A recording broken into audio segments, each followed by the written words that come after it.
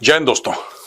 आज के कैप्सूल में डेविड्स कॉरिडोर के बारे में कुछ डिस्कशन करेंगे। अचानक मीडिया में एक इंटरेस्ट छाया हुआ है कि ये डेविड्स कॉरिडोर है क्या, और अगर आप इंटरनेट में जाएंगे और आप डेविड्स कॉरिडोर के बारे में पूछेंगे, गूगल पे डालेंगे व्हाट इज डेविड्स कॉरिडोर, तो ज्यादातर आपको 99% जो कंटेंट मिलेगा आपको मिलेगा जैसे देश है सीरिया का कंटेंट मिलेगा, आपको लेबनान का कंटेंट मिलेगा, सबसे बड़ी बात आपको तुर्की का कंटेंट मिलेगा, आपको इन सब देशों का कंटेंट मिलेगा कि जैसे ये यहूदियों की कोई बहुत खतरनाक साजिश है। चलिए इस साजिश के बारे में आज आपसे डिस्कशन करते हैं इस कैप्सूल में, और ये बताते हैं कि जैसे through David's corridor Israel claims to forge a geopolitical artery stretching from occupied Golan to Iraqi Kurdistan, reshaping West Asia under the guise of fostering minority alliances and realizing biblical claims. अच्छा, ये है क्या चक्कर? ये जो narrative है, this entire narrative is a Turkish and local Middle Eastern narrative कि Israel बुरा है and you know the Jews are planning to do this and there is this conspiracy theory etc etc. You've all heard this before a million times.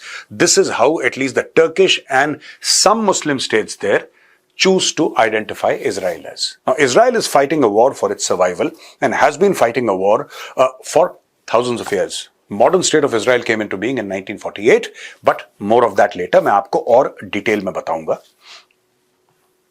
इसके पहले कि मैं David's corridor पे जाऊं दोस्तों, लेटेस्ट न्यूज ये है कि फ्रांस ने बोला है कि पैलेस्टीन का जो रिकॉग्निशन है that goes against Hamas stance. France ने बोला था कि सितंबर 2025 में वो पैलेस्टीनियन स्टेट को रिकॉग्नाइज कर लेगा। अच्छा, उससे होगा क्या? वो फ्रांस अगर पैलेस्टीनियन स्टेट को रिकॉग्नाइज कर भी लेता है, पैलेस्टीनियन स्टेट देखिए ना, सुनिए, पैलेस्टीनियन स्टेट पहले पीएलओ था वहां पे, you know Palestinian Liberation Organization. आप जानते हैं यासर अराफात, इंदिरा गांधी के साथ बड़े अच्छे उनके टर्म्स थे और डिप्लोमेटिक टाइज काफी अच्छी हुआ करती थी। भारत ने कभी इजराइल को रिकॉग्नाइज ही नहीं करा था, क्योंकि भारत के उस जमाने में जो नेता थे, जो सरकार थी, उनको लगता था कि भारत के मुसलमानों का दिल टूट जाएगा। कोई नहीं टूटा दिल, लेकिन अजम्पशन था ये कि हम ऐसा करेंगे तो वैसा हो जाएगा, आग लग जाएगी, भारत में प्रोटेस्ट हो जाएंगे वगैरह वगैरह वगैरह। 2005 में इजराइल ने बोला कि ठीक है, अगर आपको यह लगता है कि गाजा के ऊपर हमारा पूरा का पूरा एक कब्जा है तो हम गाजा से पीछे हट जाते हैं। इजराइल ने $3 अरब खर्च करे और तकरीबन 20,000 यहूदियों को गाजा पट्टी से पीछे ले आया। जो उनके स्कूल थे वो तोड़ दिए, अपने खुद के जो सेटलमेंट्स थी वो बर्बाद कर दी, सब कुछ। बोला कि ठीक है, आप यही चाहते थे ना कि इनके सब घर टूट जाएं, यहूदियों के पीछे हट जाएं, तोड़ दिए, हट गए, हो गया। 2005 में इलेक्शन होते हैं, 2006 में हमास की सरकार बनती है। दोस्तों, आज की तारीख में जो फिलिस्तीनी कहते हैं ना कि हमारा हमास से क्या लेना देना, यही फिलिस्तीनी थे जिन्होंने हमास की सरकार को गद्दी पे बैठाया था। यस, टेररिस्ट की सरकार को गद्दी पे बैठाया है इन लोगों ने। आज की तारीख में जो कहते हैं ना 30,000 मर गए, हेल्थ मिनिस्ट्री है गाजा की हेल्थ मिनिस्ट्री कहती है कि 40,000 लोग मर गए। ये कौन सी हेल्थ मिनिस्ट्री है? ये गाजा की हेल्थ मिनिस्ट्री है। ये किसकी हेल्थ मिनिस्ट्री है? ये हमास की हेल्थ मिनिस्ट्री है। जो गाजा की हेल्थ मिनिस्ट्री है वो एक्चुअली हमास की हेल्थ मिनिस्ट्री है। यानी कि अगर इजराइल हमास के खिलाफ लड़ रहा है तो हमास को पूरा अधिकार है वो जो नंबर बोले, आज 1 लाख बोल दे, कल 5 लाख बोल दे, कौन पूछने वाला है? वो तो हेल्थ मिनिस्ट्री है, वो तो बोल सकती है। तो इस तरीके से वहां पे प्रोपेगेंडा चल रहा है। अब देखिए साहब, Hamas has always ruled out a two-state solution by recognizing Palestine. France goes against that terrorist organization. Foreign Minister Jean-Noël Barrot said on X a day after President Emmanuel Macron said France would recognize Palestinian statehood in September. ये मामला ना थोड़ा सा पेचीदा है दोस्तों। ये मामला हल्का सा पेचीदा इसलिए है कि बात ये नहीं है कि हमास क्या कह रहा है, बात ये भी नहीं है कि हिजबुल्लाह जो कि लेबनान में है वो इस मामले के बारे में क्या कह रहा है। बात यह है कि ये जो इलाका है ये परमानेंटली अनसेटल्ड रहा है। आप रिकॉग्नाइज कर लीजिए पैलेस्टीनियन स्टेट अगर आप रिकॉग्नाइज कर लेंगे तो आज जो लड़ाई हो रही है इजराइल के साथ, कल वो पीएलओ के साथ होगी। आपको पता है, Palestinian Liberation Organization PLO, right, जो कि आज की तारीख में वेस्ट बैंक में भी है, रेस्ट ऑफ पैलेस्टीन में है, गाजा में नहीं है। वो गाजा के अंदर घुस नहीं सकते। अगर वो गाजा में घुसते हैं तो हमास ने क्लियर कट वार्निंग दी है, अगर तुम दिख गए यहां पे बेटा तो फिर तुम देखना तुम्हारी शामत। They can't enter and a lot of them belong to Gaza. Khan Younis की आप लोग बात सुनते हैं, इन सब शहरों की, ये यहां से बिलोंग करते हैं, पर ये वापस अपने घर नहीं जा सकते। फिलिस्तीनी अपने घर वापस गाजा नहीं जा सकता क्योंकि हमास ने बोला है तुम अंदर नहीं घुसोगे। आज की तारीख में फ्रांस को यह लगता है कि सब रिकॉग्नाइज करके हम रिकॉग्नाइज कर देंगे पैलेस्टीनियन स्टेट। सबने बोला हाँ हम भी रिकॉग्नाइज कर लो। आपको क्या लगता है उससे युद्ध रुक जाएगा? इनको यह करना चाहिए कि रिकॉग्निशन बाद में करें, सबसे पहले वहां पे शांति लाएं, और शांति के लिए सबसे पहले the complete and absolute dismantling of Hamas and Hezbollah and Houthis has to be done. जब तक आप ये जो ईरान के प्रॉक्सीज हैं, जब तक आप इनको डिसमेंटल नहीं करेंगे, आप सर के बल खड़े हो जाएं, यहां पे शांति नहीं हो सकती। ठीक है, आप इजराइल को बोले तुम अटैक मत करो, ये आपस में एक दूसरे को काट देंगे, देख लेना। जब क्योंकि सारे के सारे इनको ईरान फंड करता है, ऑयल मनी से ईरान फंड करता है, और ये लड़ते रहेंगे जब तक पैसा आता रहेगा, लड़ते रहेंगे लड़ते रहेंगे लड़ते रहेंगे, दिल कीप ऑन फाइटिंग। आपने रिकॉग्नाइज कर लिया, ये देखिए ना, इसको रेकलेस एंड शेमफुल कहा है यूएस ने। यूएस ने बोला है कि Israel have condemned French president Emmanuel Macron's decision to formally recognize a Palestinian state. अब इसने करा क्यों है अचानक? बात यह है कि आज से 1-1.5 साल पहले फ्रांस में बड़ी भयानक राइटिंग हुई थी।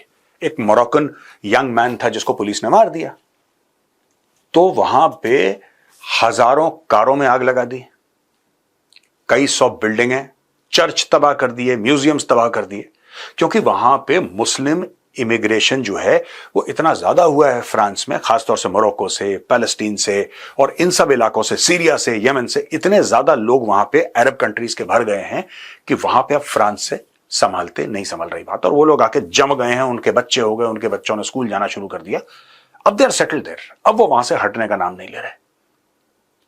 ये भी एक किस्म की वोट बैंक पॉलिटिक्स है जो फ्रांस खेल रहा है, बहुत खतरनाक है दोस्तों। यूके भी यही कर रहा है, और पूरा यूरोप इसी वजह से डूबेगा, आप देख लेना। ये जो व्हाइट गिल्ट है ना, this concept of white guilt, it is going to sink Europe, and this is the biggest culprit, more dangerous. White guilt is more dangerous than radical Islamist movements which have taken place there. Yes, the colonial experience has been terrifying for the rest of the world. Yes, the French and the British did terrible deeds. Millions died because of their colonial, occupation of countries like India, etc. But let me tell you, that does not take away from the fact that these Islamist, extremist and jihadi organizations are equally bad. And they must deal with that. ये लोग deal नहीं कर रहे हैं इसके साथ, तो यहां पे देखिए साहब इन्होंने कंडेम करा है। अब दोस्तों इसके पहले मैं वापस जरा डेविड्स कॉरिडोर पे जाऊं, मैं आपको बताता हूं कि इजराइल के साथ हुआ क्या, ये आपको जानने की आवश्यकता है, एक बैकग्राउंड जानने की आवश्यकता है। 1948 से, वैसे तो इजराइल हजारों साल, कुरान में इजराइल का नाम है, बाइबल में इजराइल का नाम है। जो अरब देश ये कहते हैं ना कि इजराइल 1948 में बना, तो उनसे कभी पूछिए साहब कि जो बाइबल है, ओल्ड टेस्टामेंट है, न्यू टेस्टामेंट है, दो है ना बाइबल के भाग हैं, old testament and the new testament, उनमें इजराइल का नाम क्यों है, कुरान में इजराइल का नाम क्यों है, पूछिए जरा। ये देखिए साहब, 1948 इजराइल के ऊपर हमला होता है, 48 to 67 लगातार एक युद्ध चलता है, युद्ध छिड़ता है इजराइल के ऊपर। 1967 6 day war, 1967 to 70 war of attrition, 1973 Yom Kippur war, 1971 to 82 Palestinian insurgency in south Lebanon. South Lebanon यानी कि नॉर्थ इजराइल, आप समझ रहे हैं, मैप को अगर आप देखेंगे, साउथ लेबनन, नॉर्थ इजराइल, जिसके इस तरफ अगर मैं मैप को देखूं तो left hand side Haifa port है, वो भी उसी इलाके में, मोटा मोटी बता रहा हूं आपको, एग्जैक्ट नहीं बता रहा, I am not saying precisely it is there, but Haifa port is there. Up 1985 to 2000 south Lebanon conflict, 87 to 1993 first intifada, 2000 to 2005 second intifada, 2006 Lebanon war, 2008 Gaza war, 2010 Israeli Gaza operation, 2014 Gaza war, 2021 Israel Palestine crisis, 2023 Israel Hamas war. अब दोस्तों आप बार बार Israel को attack करेंगे, Israel जब जवाब देगा तो आप बोलेंगे यार ये तो बड़े बुरे लोग हैं। First you attack Israel, and when Israel responds, then you say, oh, the Jews are very bad here. The Jews are terrible people, they are attacking. No, the Jews are not attacking, the Jews are responding. यही मैंने लिखा है, never attacked, never lost. ये सारी लड़ाइयां Israel ने जीती हैं, सारी की सारी, और सारी की सारी वो लड़ाइयां हैं जिनमें इजराइल के ऊपर हमला करा है, ये जिन्होंने शान से अपने झंडे, जस्ट कई लोग ये बोलेंगे ना कि येलो झंडा कौन सा हिजबुल्लाह वाला है, to the best of my knowledge ये थोड़ी सी धुंधली सी इमेज है। तो दोस्तों ये स्टोरी है। अब इसके बैकग्राउंड में मैं आपको समझाता हूं David's corridor. First of all, I'd like you to know that TRT Global is a Turkish media platform.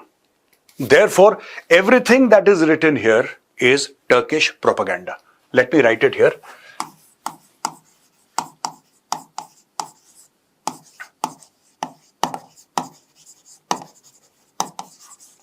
All this is Turkish propaganda.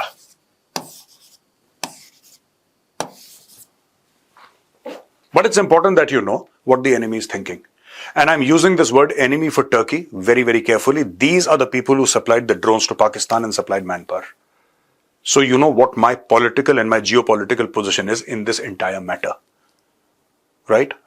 I hope Israel hammers Turkey and I hope India also hammers Turkey. Now, according to TRT Global, the so-called David's Corridor project is part of Israel's bigger plans in the region. As per plans, the corridor will allow Israel unimpeded passage from the occupied Golan Heights to Sweda and as far as the US base of Al-Tanf and Deir ez-Zor, a region under the control of the US-backed SDF-YPG terror group in northeast Syria. So this now becomes a terror group. According to the Turkish people now, they are saying that heights to Sweida. Sweida कौन सी जगह है? स्वेदा वो जगह है दोस्तों जहां पे अभी लड़ाई चल रही है. इजराइल ने बमबारी करी है ना, जो इजराइल ने बमबारी करी है, आपको पता होगा. सीरिया के अंदर बमबारी करी है. किसके लिए? ड्रूज के लिए. ड्रूज कौन है? एक अकलियत है, एक माइनॉरिटी है. Actually they are a branch of Shia Islam, but वो बड़े प्रो इजराइल हैं. उनके सपोर्ट में इजराइल ने बमबारी. ये स्वेदा है. तो ये पूरा गाना रचा गया है कि ऐसा करेगा डेविड कॉरिडोर में, ऐसा करेगा इजराइल, फिर वैसा करेगा. ये इसकी साजिश है, ये यहूदियों ने साजिश करी है. मैं तो ये कह रहा हूं कि if this is a Jewish conspiracy, if this is a Jewish conspiracy, I support and I love this conspiracy. Well done Tel Aviv. अब दोस्तों ये लिया है द क्रेडल से. नाउ ये है एचटीएस कंट्रोल. आप वर्ड्स देखिएगा कि किस तरीके से ये पूरा का पूरा जिसको कहते हैं पॉलिटिकल मैनिपुलेशन कैसे होता है और किस तरीके से प्रोपेगेंडा होता है. This is Turkish SNA control. This is SDF control. This is SNA strong hold. Words देखिए, ये इजरायली ऑक्यूपेशन है और ये Israeli expansion hai. What Israel does is wrong. What Turkey does is right. Now they are saying Turkish SNA control. Is this part of Turkey? It's not. It's not. So Turkey walks inside along with its proxies, takes over a certain area, and then Turkish control, obviously. Israel does the same thing to protect itself from outside attacks. And this is Israeli occupation or there is a Jewish conspiracy. आप देख रहे हैं किस तरीके से media manipulate करी जाती है. आपको ये वर्ड्स हैं, सिंपल वर्ड्स हैं. US control. अच्छा, आप यूएस ऑक्यूपेशन नहीं कर सकते. ये आप कह रहे हैं यूएस कंट्रोल है, ठीक है. You are saying this is US control. Why is this US control? Why doesn't Turkey have the gall and the gumption to write US occupation? लिखो ना यहां पे, write US. They will not. Because Trump will call Erdogan to the White House and insult Erdogan. Right? Erdogan does not dare do this. So he'll say US control. Look at this. This is so beautiful. This is so beautiful. Islamic State, which is a global terror organization, this says ISIS presence. ISIS presence. It's present. It's just present. It's like a football team. Okay? Islamic State is like an event management company. It's just present there for a function. This is ISIS presence. HTS. HTS is the group of Ahmad al-Shara. HTS control. But Israeli occupation. ये होता है दोस्तों खेल. आप खेल समझ रहे हैं? प्रोपेगेंडा समझ रहे हैं इनका? इतना सा है इजराइल. इतना सा. वो इजरायली एक्सपेंशन है, इजरायली कंट्रोल है, इजरायली ऑक्यूपेशन है. और ये इतना बड़ा, ये कुछ नहीं है. ये सब बढ़िया चीज है. ये कंट्रोल कर रहे हैं, इन्फ्लुएंस है इनका. लेकिन ऑक्यूपेशन इजराइल का इतना बिलांद भर का. This is the fraud that I wanted to tell you about this whole David's corridor concept. the way these people are propagating it, that there will be a corridor which will go from here, from Israel, there'll be a corridor which goes there, and Israel will occupy. According to their own map, this is the cradle. This is taken from the cradle. According to their own map, see who has taken over more area. And this is just Israel here, this blue. And this is according to them. This is Israel. And this entire thing, HTS control. Who was Ahmad al-Shara? Ahmad al-Shara was an Al-Qaeda terrorist. He was mixed up with the Islamic State. He is under control the intelligence services of Turkey. ये देखिए, photograph देखिए. ये जो बंदा है गाड़ी के अंदर बैठा है अहमद अल-शरा है, और उसके बगल में जो बैठा है वो टर्किश इंटेलिजेंस का चीफ है. ये मैं 2 बार कवर कर चुका हूं टीसीडी में. जो आजकल मीडिया में चल रहा है ना कि ये डेविड्स कॉरिडोर है, यहूदियों की साजिश है. I just want to tell all my brothers and sisters in Israel, if this plan of greater Israel is true, and if this plan of the David's corridor is true, I stand with you. Make it a reality. Make it happen.